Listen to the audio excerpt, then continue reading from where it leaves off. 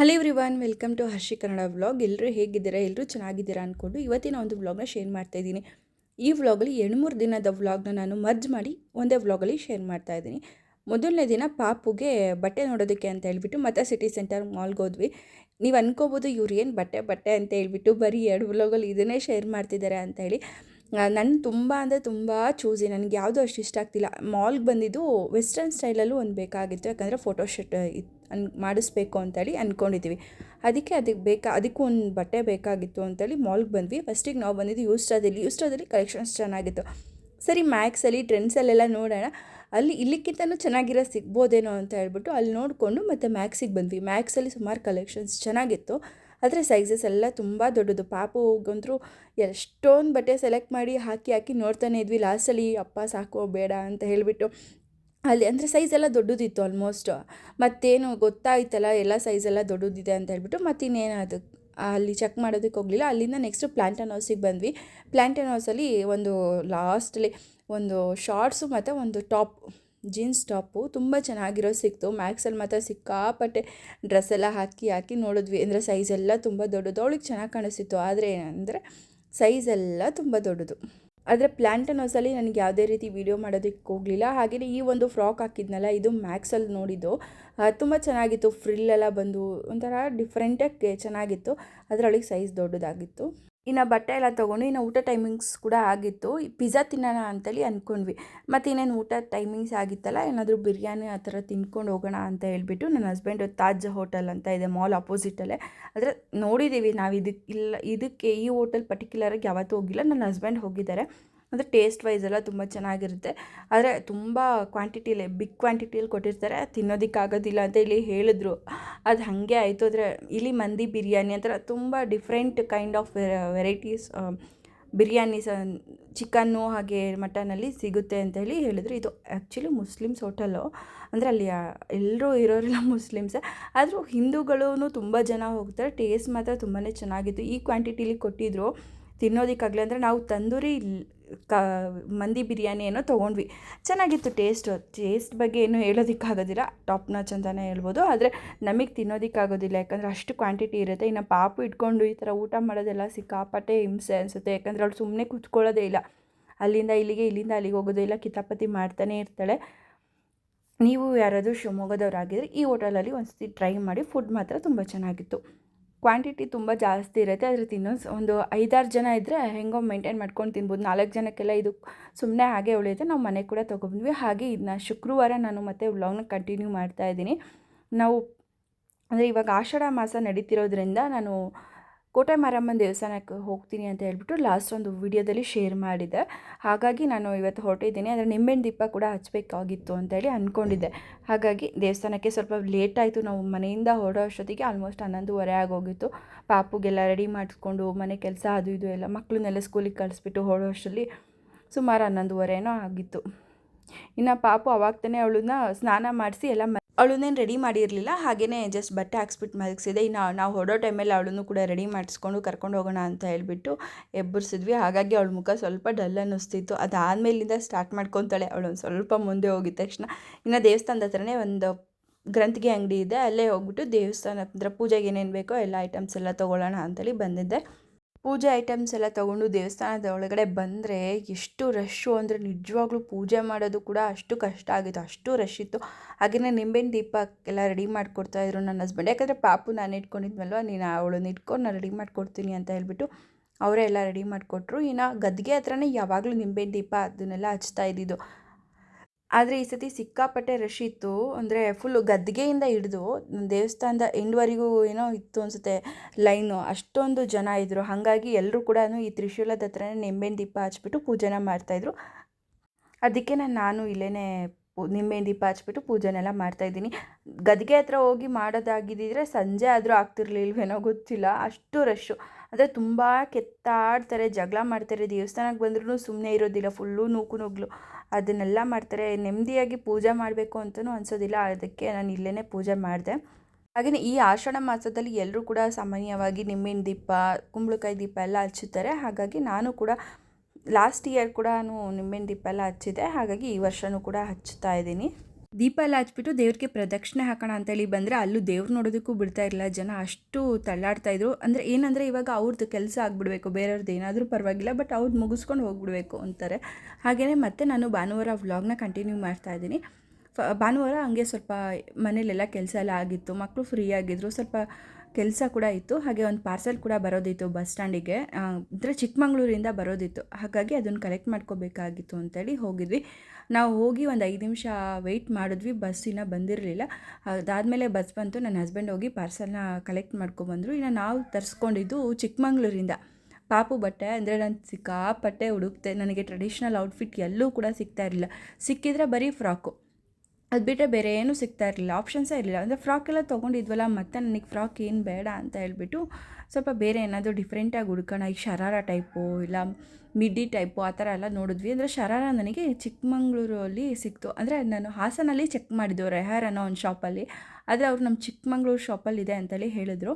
ಅಂದರೆ ಹಾಸನಲ್ಲಿರೋ shop close ಆಗಿತ್ತು, ಹಾಗಾಗಿ ಚಿಕ್ಕಮಂಗ್ಳೂರಲ್ಲಿರೋ ಶಾಪಿಂದ ಕಳಿಸ್ತೀವಿ ಅಂತೇಳಿ ಹೇಳಿದ್ರು. ಆ್ಯಂಡ್ ನನ್ನ ಹಸ್ಬೆಂಡ್ ಬಂದಿದ್ದ ತಕ್ಷಣ ಫಸ್ಟ್ ಅವ್ರು ಓಪನ್ ಮಾಡಿ ಚೆಕ್ ಮಾಡಿ ನನಗೇನಾದರೂ ಒಂದು ಕಮೆಂಟ್ ಪಾಸ್ ಮಾಡಬೇಕು ಅವರು. ಅದಕ್ಕೆ ಪಟ ಅಂತ ಎಲ್ಲ ಓಪನ್ ಮಾಡಿ ನೋಡ್ತಾ ಇದ್ದಾರೆ. ಹಾಗೆಯೇ ಏನಾದರೂ ಒಂದು ಪಾರ್ಸೆಲ್ ಬಂತು ಅಂದರೆ ನಾನು ಅಂತ ಅಲ್ಲ, ನನ್ನ ಹಸ್ಬೆಂಡ್ ಅಂತಲ್ಲ, ಇಬ್ಬರು ಅಷ್ಟೇ ಅದನ್ನು ತೆಗ್ದು ಓಪನ್ ಮಾಡಿ ನೋಡೋ ತನಕ ಸಮಾಧಾನವೇ ಇರೋದಿಲ್ಲ. ಒಟ್ಟು ಏನಾದರೂ ಒಂದು ಕಮೆಂಟ್ ಪಾಸ್ ಮಾಡಬೇಕು ಅವರು. ಅದಕ್ಕೆ ಫಸ್ಟು ಅವರೇ ತಂದಿದ್ದ ತಕ್ಷಣ ಬಾಕ್ಸ್ ಓಪನ್ ಮಾಡಿ ಚೆಕ್ ಮಾಡ್ತಾಯಿದ್ರು. ಆ್ಯಂಡ್ ಚೆನ್ನಾಗಿತ್ತು, ಬಟ್ಟೆ ಎಲ್ಲ ಚೆನ್ನಾಗಿದೆ, ಆದರೆ ಸೈಜಸ್ ಸ್ವಲ್ಪ ಇಶ್ಯೂ ಆಗಿತ್ತು. ಅದನ್ನೇ ಹೇಳ್ತಾಯಿದ್ರು. ನೋಡಿ ಅವ್ರ ರಿಯಾಕ್ಷನ್ ಹೆಂಗೆ ಕೊಡ್ತಾರೆ.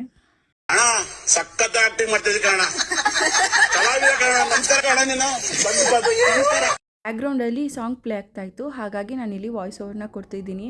ಅವ್ರು ಹೇಳ್ತಾಯಿದ್ರು ಸೈಜ್ ಇಷ್ಟೊಂದು ದೊಡ್ಡದೆಲ್ಲ ತರಿಸಿದ್ಯಾ, ಹೆಂಗಾದರೂ ಮಾಡ್ಕೊ, ನನಗೇನು ಅಂತ ಹೇಳ್ಬಿಟ್ಟು ಮತ್ತೆ ಓಪನ್ ಮಾಡಿರೋದನ್ನೆಲ್ಲ ಹೆಂಗೆ ಬೇಕು ಹಂಗೆ ಹಾಕಿಬಿಟ್ಟು ಬಾಕ್ಸ್ ಹಾಕಿ ಇಡ್ತಿದ್ದಾರೆ. ಆದರೆ ನನಗೆ ಖುಷಿ ಆಯಿತು, ನನಗೆ ಇಷ್ಟ ಆಯಿತು, ಇದು ನನಗೆ ಸ್ಯಾಟಿಸ್ಫ್ಯಾಕ್ಷನ್ ಆಯಿತು ಅಂತೇಳಿ ನಾನು ಸುಮ್ಮನೆ ಇದ್ದೆ. ಅಲ್ಲಿಂದ ನಾವು ಬಂದಿದ್ದು ರಾಯಲ್ ಆರ್ಚಿಡ್ ಸೆಂಟರ್ಗೆ. ಇಲ್ಲಿ ಸೇಲ್ ನಡೀತಾ ಇತ್ತು 2 ದಿನದಿಂದ, ಅಂದರೆ ಶನಿವಾರ ಮತ್ತು ಭಾನುವಾರ ಇತ್ತು. ಅಂದರೆ ಫುಲ್ ಎಲ್ಲ ಥರ ಬ್ರ್ಯಾಂಡ್ದು 80 to 90% ಆಫರಲ್ಲಿ ಸೇಲ್ ನಡೀತಾಯಿದ್ರು. ಇಲ್ಲಿ ನಾವು ಒಂದಷ್ಟು ಟಿ ಶರ್ಟ್ ಎಲ್ಲ ನೋಡ್ತಾ ಇದ್ವಿ, ಕ್ವಾಲಿಟಿ ಮಾತ್ರ ನಿಜವಾಗ್ಲೂ ತುಂಬಾ ಚೆನ್ನಾಗಿತ್ತು. ನಾವೊಂದಷ್ಟು ಟಿ ಶರ್ಟ್ ಎಲ್ಲ, ನನಗೆ ಆಲ್ಮೋಸ್ಟ್ ನಾನು ಈ ಥರ ಮೆನ್ಸ್ ಕಲೆಕ್ಷನ್ಸಲ್ಲೇ ಜಾಸ್ತಿ ನೋಡೋದು, ನೀವು ಏನಾದರೂ ಅಂದ್ಕೊಳ್ಳಿ. ಅಂದರೆ ಯಾಕಂದರೆ ಕಲೆಕ್ಷನ್ಸ್ ಚೆನ್ನಾಗಿರುತ್ತೆ. ನನಗೆ ಟಿ ಶರ್ಟ್ ಕ್ವಾಲಿಟಿ ಯಾವಾಗಲೂ ತಿನ್ನಾಗಿ ಇರೋದು ಇಷ್ಟ ಆಗಲ್ಲ, ತುಂಬ ತಿಕ್ಕಾಗಿರಬೇಕು. ಹಾಗಾಗ್ಬಿಟ್ಟು ನಾನು ತುಂಬ ಹುಡುಕ್ತಾ ಇರ್ತೀನಿ. ನಾನು ಯಾವಾಗಲೂ ಅಷ್ಟೇ ಮೆನ್ಸ್ ಟಿ ಶರ್ಟಲ್ಲೇ ನಾನು ಜಾಸ್ತಿ ತೊಗೊಳ್ಳೋದು. ಕೆಲವೊಂದು ಸತಿ ವುಮೆನ್ಸ್ ಟಿ ಶರ್ಟಲ್ಲೂ ನೋಡ್ತೀನಿ, ಆದರೆ ನನಗಿಷ್ಟ ಆದರೆ ಅದು ನನಗೆ ಸೂಟ್ ಆಗೋ ಥರ ಇದ್ದರೆ ನಾನು ತೊಗೋತೀನಿ. ಹಾಗೆಯೇ ಟಿ ಶರ್ಟ್ ಎಲ್ಲ ತುಂಬ ನೋಡಿದ್ವಿ, ತುಂಬ ಚೆಕ್ ಮಾಡ್ತಿದ್ವಿ. ನನ್ನ ಹಸ್ಬೆಂಡು ಕೂಡ ಒಂದಷ್ಟು ಟಿ ಶರ್ಟ್ ಎಲ್ಲ ತೊಗೊಂಡ್ರು. ನಾವು ಸುಮಾರು ಸತಿ ಈ ಥರ ಒಂದು ಎಕ್ಸಿಬಿಷನ್ಗೆ ಹೋಗಿದ್ದೀವಿ, ಆದರೆ ಈ ಥರ ಕ್ವಾಲಿಟಿ ಎಲ್ಲೂ ನಮಗೆ ಸಿಕ್ಕಿಲ್ಲ. ಆ್ಯಂಡ್ ಇದು ಫುಲ್ಲು ಒರಿಜಿನಲ್ ಬ್ರ್ಯಾಂಡು. ನಾನು ಮನೆಗೆ ಹೋದ್ಮೇಲೆ ತೋರಿಸ್ತೀನಿ ಯಾವ ಥರ ಇದೆ, ಏನೇನು ತೊಗೊಂಡ್ವಿ ಅಂತ ಹೇಳಿ. ಸ್ಲಿಪ್ಪರ್ಸ್ ಆಗಿರ್ಬೋದು, ಕ್ರಾಕ್ಸ್ ಆಗಿರ್ಬೋದು, ಆಮೇಲೆ ಕುರ್ತಾಸು, ಆಮೇಲೆ ಡೈಲಿ ವೇರ್ ಡ್ರೆಸ್ಸಸ್ ಎಲ್ಲ ತುಂಬ ಹಾಕಿದ್ರು. ನಾನು ಅದೆಲ್ಲ ಏನೂ ನೋಡೋದಕ್ಕೆ ಹೋಗಲಿಲ್ಲ, ಜಸ್ಟ್ ಈ ಟಿ ಶರ್ಟ್ ಮಾತ್ರ ನೋಡಿದ್ದು. ಹಾಗೆ ನಾನೊಂದು ಸ್ಲಿಪ್ಪರ್ ಕೂಡ ನೋಡಿದೆ, ನನ್ನ ಸೈಜ್ ಇರಲಿಲ್ಲ. ಆ್ಯಕ್ಚುಲಿ ನನ್ನ ಸೈಜ್ ತೆಗೋದು ತುಂಬ ಕಷ್ಟ. ಹಾಗೆ ಅಲ್ಲಿಂದ ನಾವು ಬಂದಿದ್ದು ಒಂದು ಕ್ರಿಕೆಟ್ ಅಕಾಡೆಮಿಗೆ ಬಂದ್ವಿ, ಯಾಕಂದರೆ ಕವನ್ನ ಕ್ರಿಕೆಟಿಗೆ ಜಾಯಿನ್ ಮಾಡಿಸೋಣ ಅಂತೇಳಿ. ಅವ್ನು ತುಂಬ ದಿನದಿಂದ ಕೇಳ್ತಾ ಇದ್ದ, ಅವ್ನು ಕ್ರಿಕೆಟ್ ಮೇಲೆ ತುಂಬಾ ಇಂಟ್ರೆಸ್ಟ್ ಇತ್ತು. ಹಾಗಾಗಿ ಅವನಿಗೆ ಇಂಟ್ರೆಸ್ಟ್ ಇರೋದನ್ನು ನಾವು ಸೇರಿಸಿದ್ರೆ ಬೆಸ್ಟು. ನಮಗೆ ಯಾವ್ದು ಇಷ್ಟ ಆಗುತ್ತೆ ಅದನ್ನು ಸೇರಿಸೋದಕ್ಕಿಂತ ಅವನಿಗೆ ಏನು ಇಂಟ್ರೆಸ್ಟ್ ಇದೆಯೋ ಅದ್ರ ಬಗ್ಗೆ ಅವನು ಏನು ಕಾನ್ಸಂಟ್ರೇಷನ್ ಕೊಡ್ತಾನೋ ಅದಕ್ಕೇ ಜಾಯಿನ್ ಮಾಡಿಸೋಣ ಅಂತ ಹೇಳ್ಬಿಟ್ಟು ಕ್ರಿಕೆಟ್ ಅಕಾಡೆಮಿಗೆ ಬಂದಿದ್ವಿ. ಅವ್ನಿಗೆ ಜಾಯಿನ್ ಕೂಡ ಮಾಡಿಸಿದ್ವಿ. Everyone, welcome back again. ನೆನ್ನೆ ಮನೆಗೆ ಬಂದಮೇಲೆ ವ್ಲಾಗ್ಸ್ ಎಲ್ಲ ಏನೂ ಕಂಟಿನ್ಯೂ ಮಾಡೋದಕ್ಕಾಗಲಿಲ್ಲ. ಮನೆಗೆ ಬಂದಮೇಲೆ ಸಣ್ಣ ಪುಟ್ಟ ಕೆಲಸ ಆಯಿತು, ಹಾಗಾಗಿ ವ್ಲಾಗ್ಸನ್ನು ಕಂಟಿನ್ಯೂ ಮಾಡಲಿಲ್ಲ. ಇನ್ನು ನಾನು ನಿನ್ನೆ ರಾಯಲ್ ಆರ್ಚಿಡ್ ಸೆಂಟ್ರಲ್ಗೆ ಹೋಗಿದ್ದೆ. ಅಲ್ಲಿ ಕಲೆಕ್ಷನ್ಸ್ ಮಾತ್ರ ನಿಜವಾಗ್ಲೂ ತುಂಬ ಚೆನ್ನಾಗಿತ್ತು, ಎಲ್ಲ ಫುಲ್ಲು ಬ್ರ್ಯಾಂಡೆ. ನಾನು ಇವನ್ ಬಾರ್ಕೋಡ್ ಹಾಕಿಬಿಟ್ಟು ನಾನು ಅಲ್ಲೇ ಚೆಕ್ ಮಾಡಿನೇ ತೊಗೊಂಡ್ವಿ.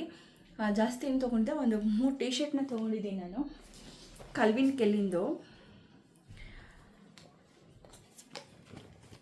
ಕ್ವಾಲಿಟಿ ಮಾತ್ರ ಟಾಪ್ ನಾಚ್. ಅಂದರೆ ಇದು ಒರಿಜಿನಲ್ ಬ್ರ್ಯಾಂಡ್ ಅಂತೆ. ಆ್ಯಕ್ಚುಲಿ ನಾನು ಬಾರ್ಕೋಡ್ ಹಾಕ್ಬಿಟ್ಟು ಅಲ್ಲೇ ಚೆಕ್ ಮಾಡಿದೆ, ಸಖತ್ತಾಗಿದೆ, ತುಂಬ ಇಷ್ಟ ಆಯಿತು. ಬಟ್ ನಮಗೆ ತುಂಬ ಅಫೋರ್ಡಬಲ್ ಪ್ರೈಸಸ್ ಸಿಕ್ತು. ಅಂದರೆ ಈ ಮುಂಚೆನೇ ಎಲ್ಲ ಕಡೆನೂ ಅನೌನ್ಸ್ಮೆಂಟ್ ಮಾಡಿದೆ, ಅಂದರೆ ಬ್ರ್ಯಾಂಡ್ ಫುಲ್ 80 to 90% ಸೇಲ್ ನಡೀತಿದೆ ರಾಯಲ್ ಆರ್ಚಿಡ್ ಸೆಂಟ್ರಲ್ಲಿ ಅಂತ ಹೇಳ್ಬಿಟ್ಟು. ಹಾಗೆಯೇ ಇದೊಂದು blue colour, royal blue colour ಒಂದು ಟಿ ಶರ್ಟ್, ಆ್ಯಂಡ್ ಇದೊಂದು ವೈಟ್ ಕಲರ್. ತುಂಬ ಚೆನ್ನಾಗಿದೆ ಕ್ವಾಲಿಟಿ ಮಾತ್ರ. ಆ್ಯಕ್ಚುಲಿ ನಾವು ಏನು ಅಂದ್ಕೊಂಡಿದ್ವಿ, ಫಸ್ಟ್ ಕಾಪಿ ಇಲ್ಲ ಇಂಪೋರ್ಟ್ ಮಾಡಿರೋದು ಆ ಥರ ಎಲ್ಲ ಅಂದ್ಕೊಂಡಿದ್ವಿ. ಆಮೇಲೆ ಬಾರ್ಕೋಡ್ ಹಾಕಿ ಚೆಕ್ ಮಾಡಿದ್ಮೇಲೆ ಒರಿಜಿನಲ್ ಸಿಕ್ತು ನಮಗೆ. ನೋಡಿ, ನನಗೆ ತುಂಬ ಇಷ್ಟ ಆಗಿದ್ದು ಅಂದರೆ ಈ ರಾಯಲ್ ಬ್ಲೂ, ಅದಾದಮೇಲೆ ಈ ಒಂದು ವೈಟು ಚೆನ್ನಾಗಿ ಕಾಣುತ್ತೆ. ಬಟ್ ಆದರೆ ರಾಯಲ್ ಬ್ಲೂ ಮೇಲೇನೋ ಒಂದು ಸ್ವಲ್ಪ ಜಾಸ್ತಿ ಇದು ಅಷ್ಟೇ. ಅದ್ರ ಜೊತೆಗೆ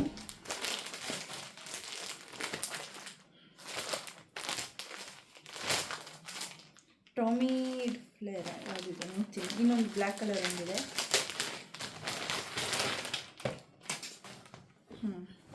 ಟಾಮಿದೊಂದು ನಿಜವಾಗ್ಲೂ ಸಖತ್ತಾಗಿದೆ. ಇಷ್ಟು ಅಫೋರ್ಡಬಲಲ್ಲಿ ಈ ಬ್ರ್ಯಾಂಡೆಲ್ಲ ಸಿಗೋದು ತುಂಬಾ ಕಷ್ಟ. ಈ ಥರ ಸೇಲ್ಸಲ್ಲಿ ನಾವು ನೋಡ್ತಾ ಇದ್ದರೆ ಸಿಗುತ್ತೆ, ಆದರೆ ಹುಡುಕಬೇಕು. ಕಲೆಕ್ಷನ್ಸ್ ಮಾತ್ರ ಅಂದರೆ ಆಪ್ಷನ್ಸ್ ಇದ್ದಿದ್ದೇ ಜಾಸ್ತಿ, ಬ್ಲ್ಯಾಕ್, ಬ್ಲೂ, ರೆಡ್ ಅಥವಾ ವೈಟು, ಇಷ್ಟರಲ್ಲೇ ಜಾಸ್ತಿ ಆಪ್ಷನ್ ಇದ್ದಿದ್ದು. ಅಂದರೆ ಬೇರೆ ಕಲರ್ಸ್ ಇತ್ತು, ಅದು ಯಾವುದೂ ಅಷ್ಟು ಇಷ್ಟ ಆಗಲಿಲ್ಲ. ನಾವು ತೊಗೊಂಡಿದ್ದು ಇದೊಂದು ಬ್ಲ್ಯಾಕ್,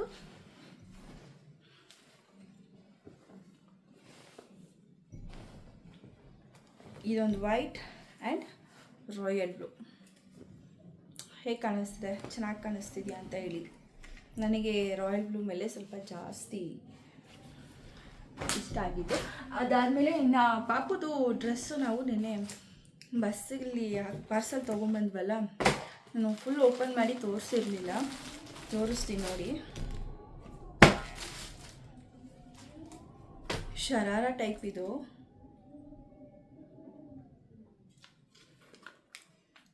ಇದು ಟಾಪು,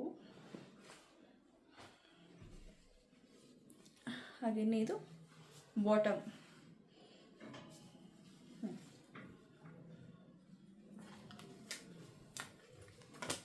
ನಿಮಿಷ ಪಾಪುಗೊಂದ್ಸತಿ ಹಾಕಿ ಚೆಕ್ ಮಾಡಿದ್ವಿ ನಿನ್ನೆ, ಚೆನ್ನಾಗಿ ಕಾಣಿಸ್ತಿತ್ತು. ಆದರೆ ಏನು ಗೊತ್ತಾ, ಟಾಪ್ ಹೇಗಿದೆ ಆ್ಯಂಡ್ ಇದು ಪ್ಯಾಂಟ್. ನನಗೆ ಟಾಪ್ ಅದ್ರ ಜೊತೆಗೆ ಒಂದು ಪುಟ್ಟ ಒಂದು ವೇಲ್ ಕೊಟ್ಟಿದ್ದಾರೆ.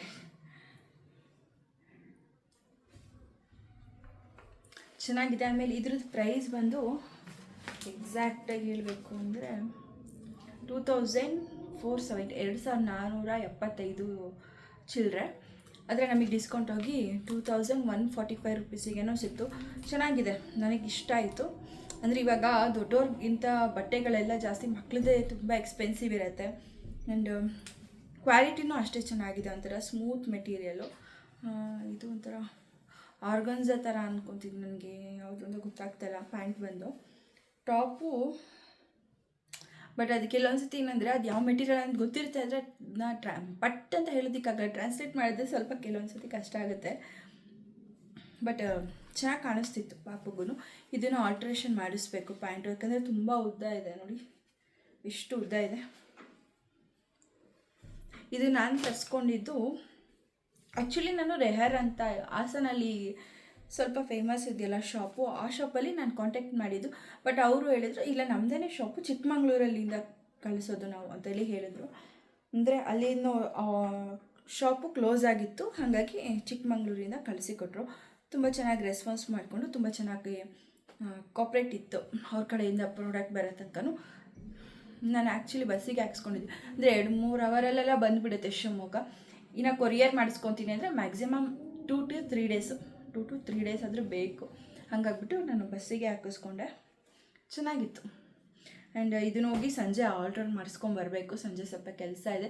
ಹಾಗೇ ನೀವೇನು ಅನ್ಕೊತೀರಾ, ನಾನು 2-3 ವ್ಲಾಗಲ್ಲಿ ಶೇರ್ ಮಾಡಿದ್ದೀನಿ ಬರೀ ಬಟ್ಟೆ ಅಂತ. ಅಂದರೆ ನಾನು ತುಂಬ ಚೂಸಿ. ನಾನು ಯಾವುದನ್ನು ಅಷ್ಟು ಸುಲಭವಾಗಿ ಇಷ್ಟಪಡೋದೇ ಇಲ್ಲ. ಇಷ್ಟಪಟ್ಟರೂ ಅದು ನನಗೆ ಎಲ್ಲ ರೀತಿಯೂ ಸ್ಯಾಟಿಸ್ಫ್ಯಾಕ್ಷನ್ ಆಗಬೇಕು ನಾನು ಅದನ್ನು ವೇರ್ ಮಾಡಿದಾಗ. ಹಾಗಾಗಿ ಇವಾಗ ನಾನು ಅಷ್ಟೇ, ನನ್ನ ಮಗಳಿಗೂ ಅಷ್ಟೇ, ನನಗೆ ಇಷ್ಟ ಆಗಬೇಕು. ತುಂಬ ಹುಡುಕ್ತೀನಿ. ಹುಡುಕಿದ್ಮೇಲೆ ನನಗೆ ಚೆನ್ನಾಗಿ ಹುಡುಕಿದ್ರೂ ಚೆನ್ನಾಗಿರೋದು ಯಾವುದೋ ಸಿಕ್ಕಿದ್ರೆ ಮಾತ್ರ, ಇಲ್ಲ ಅಂದರೆ ನಾನು ಅದು ತಗೊಳ್ಳೋದೇ ಇಲ್ಲ. ಏನಂದ್ರೂ ನಾನು ಕಾಂಪ್ರಮೈಸ್ ಆಗೋದೇ ಇಲ್ಲ. ಅಷ್ಟು ಬೇಗ ಯಾವುದಕ್ಕೂ ಕಾಂಪ್ರಮೈಸ್ ಆಗೋದಿಲ್ಲ. ಅಂದರೆ ಬಟ್ಟೆ ವಿಚಾರದಲ್ಲಿ ಬೇರೆ ವಿಚಾರದಲ್ಲ ಬೇಗ ಕಾಂಪ್ರಮೈಸ್ ಆಗ್ತೀನಿ. ಬಟ್ಟೆ ವಿಚಾರದಲ್ಲೆಲ್ಲ ನಾನು ತುಂಬಾ ಚೂಸಿ, ತುಂಬ ಬೇಗ ಕಾಂಪ್ರಮೈಸ್ ಆಗೋದಿಲ್ಲ. ತುಂಬ ನನಗೆ ಯಾವುದೂ ಅಷ್ಟು ಲೈಕ್ ಆಗೋದಿಲ್ಲ ಬೇಗ. ನಾನು ತುಂಬ ಹುಡುಕ್ತೀನಿ. ಹಾಗೆಯೇ ನಿಮಗೇನಾದರೂ ಈ ವ್ಲಾಗ್ ಇಷ್ಟ ಆಯಿತು ಅಂದರೆ ಪ್ಲೀಸ್ ಲೈಕ್ ಮಾಡಿ, ಶೇರ್ ಮಾಡಿ, ಕಮೆಂಟ್ ಮಾಡಿ. ಈಗ ಯಾರೆಲ್ಲ ನನ್ನ ಈ ಚಾನಲ್ಗೆ ಅಂದರೆ ಹರ್ಷಿ ಕನ್ನಡ ವ್ಲಾಗ್ಗೆ ಸಬ್ಸ್ಕ್ರೈಬ್ ಆಗಿಲ್ಲ, ಪ್ಲೀಸ್ ಈಗಲೇ ಹೋಗಿ ಸಬ್ಸ್ಕ್ರೈಬ್ ಆಗಿ ಅಂತ ಹೇಳ್ತಾ ಇವತ್ತಿನ ಒಂದು ವ್ಲಾಗ್ ಮುಗಿಸ್ತೀನಿ. ಹಾಗೆಯೇ ಮತ್ತೆ ಹೊಸ ವ್ಲಾಗಲ್ಲಿ ನಿಮ್ಮ ಜೊತೆ ಬರ್ತೀನಿ. ಇನ್ನೂ ಈ ಒಂದು ವ್ಲಾಗ್ ನಾನು ಟೈಟಲ್ ಕೊಟ್ಟಿರೋದು ಹರ್ಷಿ ವ್ಲಾಗ್ ಅಂತ ಹೇಳ್ಬಿಟ್ಟು. ಅದನ್ನು ಚೇಂಜ್ ಮಾಡಲೇ ಇಲ್ಲ, ಏನಾದರೂ ಅದೇ ಇಲ್ಲ ಅಂತ ಹೇಳ್ಬಿಟ್ಟು ಕಮೆಂಟ್ ಮಾಡಿ. ಯಾಕಂದರೆ ನಾನು ಸ್ವಲ್ಪ ಚೇಂಜ್ ಮಾಡೋಣ ಅಂತ ಅಂದ್ಕೊಂಡಿದ್ದೀನಿ. ಸೊ ನೋಡೋಣ, ಓಕೆನಾ. ಮತ್ತು ಇನ್ನೂ ಒಂದು ಹೊಸ ವ್ಲಾಗಲ್ಲಿ ಸಿಗ್ತೀನಿ. Thank you. See in the next vlog.